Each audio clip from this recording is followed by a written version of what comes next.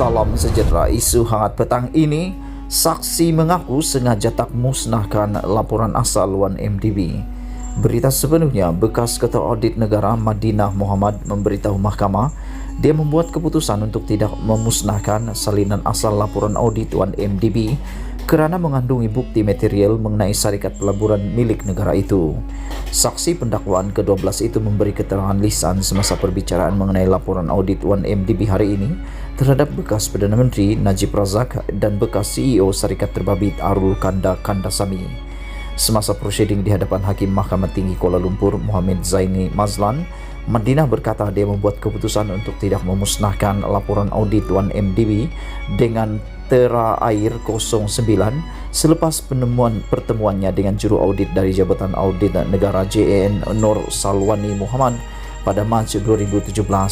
Saksi pendakwaan itu berkata Nur Salwani memberitahunya bahawa terdapat dua versi laporan audit 1MDB, yaitu salah satunya dengan Tera Air 09 yang merupakan versi asal yang tidak diubah suai. Madinah berkata Nur Salwani juga memberitahu dia menyimpan versi asal laporan tersebut agar ia boleh dilihat sebelum diputuskan sama ada perlu dimusnahkan atau sebaliknya kerana mengandungi maklumat penting mengenai 1MDB.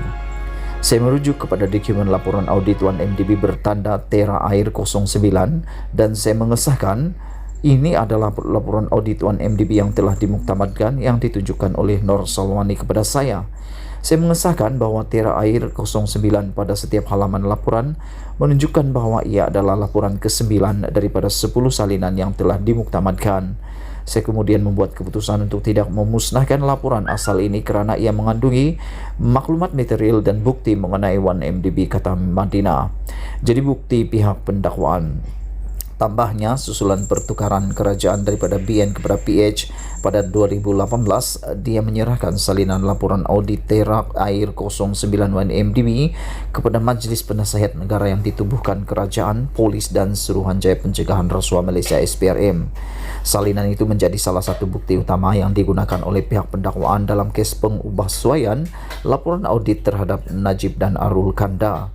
Pada 2019, masa perbicaraan kes itu, saksi pendakwaan kelima Nur Salwani memberi keterangan bahawa dia secara rahsia menyimpan salah satu salinan asal laporan audit 1MDB yang disediakan oleh JAN pada 2016.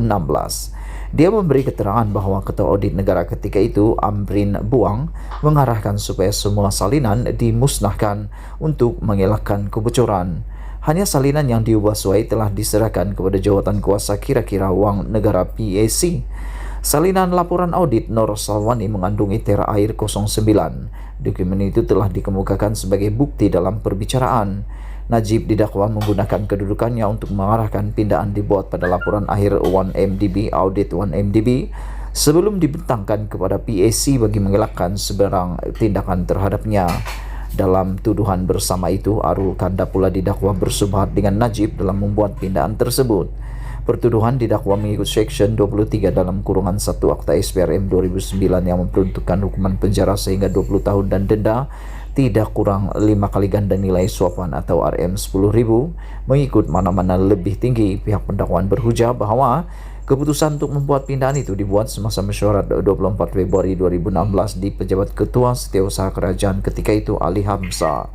Dakwanya lagi, pengubahsuaian ini dilakukan untuk mengeluarkan atau mengubah bahagian tertentu laporan audit 1MDB, termasuk menggugurkan isu kehadiran Low Tiat Jolo dalam mesyuarat lembaga pengarah 1MDB.